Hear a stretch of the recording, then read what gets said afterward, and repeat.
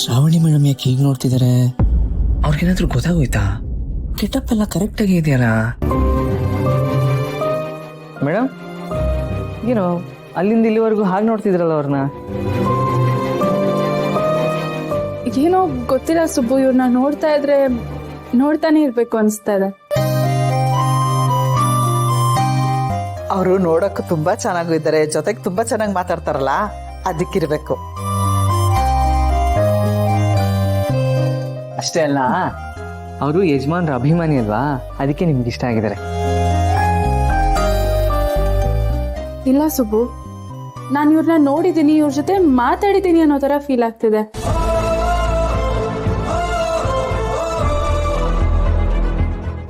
ಇವ್ರನ್ನ ನೋಡ್ತಾ ಇದ್ರೆ ಕಾರಣನೇ ಇಲ್ಲದೆ ಮನ್ಸಿಗೆ ಒಂಥರ ಖುಷಿ ಆಗ್ತಾ ಇದೆ.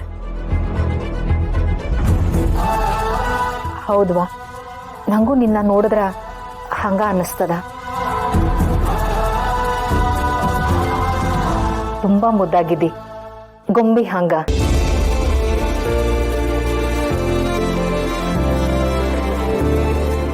ಅಪ್ಪನ ಗುಣ ಅಮ್ಮನ ಲಕ್ಷಣ ಇರ್ಬೇಕು ಅನ್ನಿಸ್ತದ.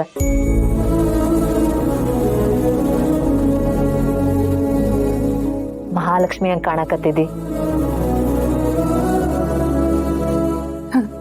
ನೀವು ಅಷ್ಟೇ, ಸಾಕ್ಷಾತ್ ಲಕ್ಷ್ಮಿ ಹಾಗೆ ಕಾಣಿಸ್ತಾ ಇದ್ದೀರಾ. ನಮ್ ಸೊಸೆ ತುಂಬಾ ಭಾವಕರು, ಯಾರನ್ನಾರು ಇಷ್ಟಪಟ್ರೆ ತುಂಬಾ ಹಚ್ಕೊಂಡ್ಬಿಡ್ತಾರೆ. ನಿಮ್ಮಲ್ಲಿ ಅದೇನ್ ಶಕ್ತಿ ಇದೆಯೋನೋ, ಅದಕ್ಕೆ ನೋಡ್ತಾ ಇದ್ದಾಗೆ ನೀವ್ ಇಷ್ಟ ಆಗ್ಬಿಟ್ಟಿದ್ದೀರಾ ಅವ್ರಿಗೆ.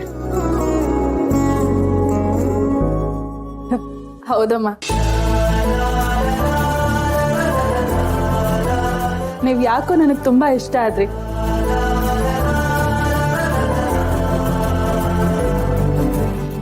ಅಯ್ಯೋ ಸಾರಿ, ನಿಮ್ಮನ್ನ ಅಮ್ಮ ಅಂತ ಕರೆದ್ಬಿಟ್ಟೆ, ಏನು ಅನ್ಕೋಬೇಡಿ.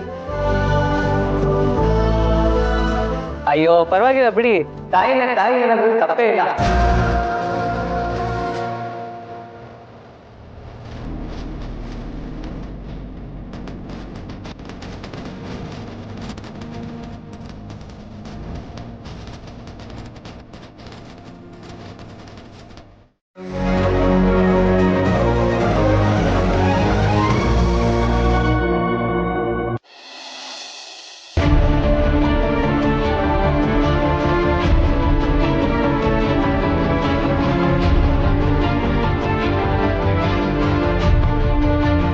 ಯಾಕೆ ಪದೇ ಪದೇ ನೆನಪು ಬರ್ತಿದ್ಯಾ?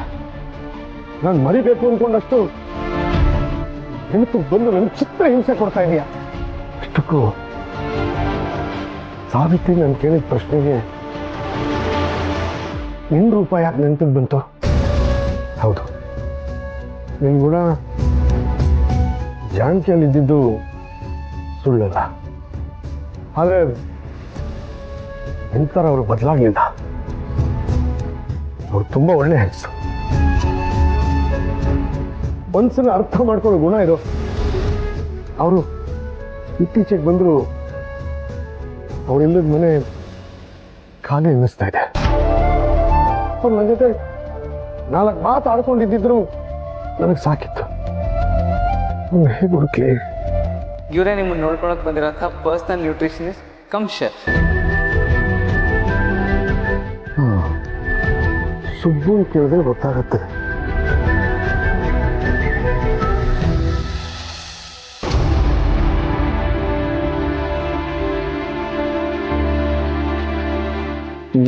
ಏನೋ ಮಾತಾಡಿ ಬಟ್ ಸ್ವಲ್ಪ ಸುಮ್ಮನೆ. ಏನಮ್ಮ ಶ್ರೀವಲ್ಲಿ, ಅಂತೂ ಇಂತೂ ನನ್ನ ಸೋಲ್ಸ್ಬಿಟ್ಟಿಲ್ಲಮ್ಮ, ಜಾಣೆ ಕಣಮ್ಮ ನೀನು. ಸೋಲ್ಸ್ಬಿಟ್ಲಾ? ಶ್ರೀವಲ್ಲಿ ನಿಮ್ಮನ್ ಸೋಲ್ಸ್ಬಿಟ್ಲಾ? ಯಾವ್ದ್ರಲ್ಲಿ, ಯಾವಾಗ? ನೀವು ಶ್ರಾವಣಿಮ್ಮ, ಅದು ದೊಡ್ಡ ಕತೆ. ಶ್ರೀವಲ್ಲಿ ನಾನು ಹೊರಗಡೆ ಇದ್ವಾ, ಹಾಗೆ ಶ್ರೀವಲ್ಲಿ ನಮ್ಮ ಮನೆಗೆ ಹೊಸದಾಗಿ ಬಾಡಿಗೆಗೆ ಬಂದಿದ್ದಾರೆ. ಅವ್ರನ್ನ ತೋರಿಸಿ ಶ್ರಾವಣಿ ಅಮ್ಮವ್ರಿಗೆ ಅದೆಂಥದ್ದು ಫ್ರಾಂಕ್ ಅಂತಾರಲ್ಲ, ಅದನ್ನ ಮಾಡ್ತೀನಿ ನಿಂತಿದ್ಲು.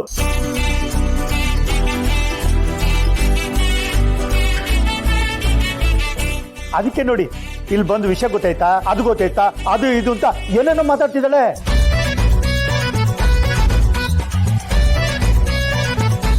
ಅಂತ ಇಂತೂ ನಾನು ಸೋತೆ ಶ್ರೀವಳ್ಳಿ. ತಗೋ, ನೀನು ಕೊಡ್ಬೇಕಾಗಿರೋದು 100 ರೂಪಾಯಿ.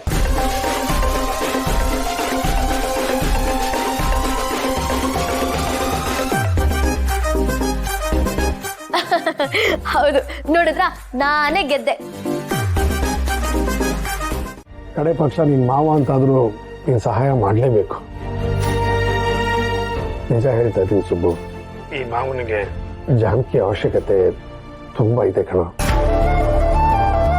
ಅದು ಅವ್ರು ನನ್ನ ಹತ್ರ ಒಂದು ಮಾತು ನಾನು ಹೋಗ್ತೀನಿ ಅಂತ ಹೇಳೋಗಿದ್ರೆ ನಾನು ಸುಮ್ಮನೆ ಇರ್ತಿದ್ನೋ ಏನೋ. ಆದ್ರೆ ನನ್ಗೆ ಹೇಳ್ದೆ ಕೇಳ್ದೆ ಹೊರಟೋದ್ರು.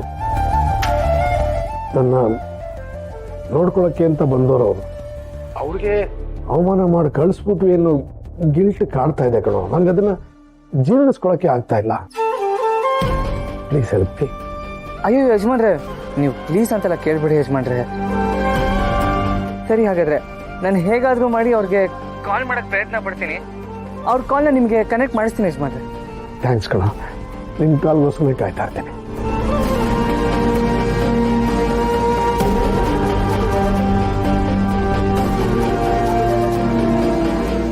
ಜೋಡಿ ಜೀವಗಳ ಹತ್ರ ಆದಾಗ ಭಾವನೆಗಳನ್ನ ಹಿಡಿದಿಟ್ಕೊಳ್ಳೋದು ಕಷ್ಟ. ಇಬ್ರಿಗೂ ಒಬ್ರನ್ನೊಬ್ರು ಬಿಟ್ಟಿರಕ್ಕಾಗದಿರೋಷ್ಟು ಅಟ್ಯಾಚ್ಮೆಂಟ್ ಇದೆ.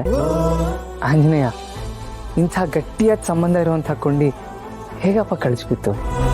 ಏನೇ ಇರಲಿ, ಮತ್ತೆ ನಂದಿನಿ ಅಮ್ಮವ್ರನ್ನ ಯಜಮಾನರನ್ನ ನಾನು ಒಂದು ಮಾಡಲೇಬೇಕು. ಅದು ನನ್ನ ಕರ್ತವ್ಯ, ನಾನು ಮಾಡೇ ಮಾಡ್ತೀನಿ.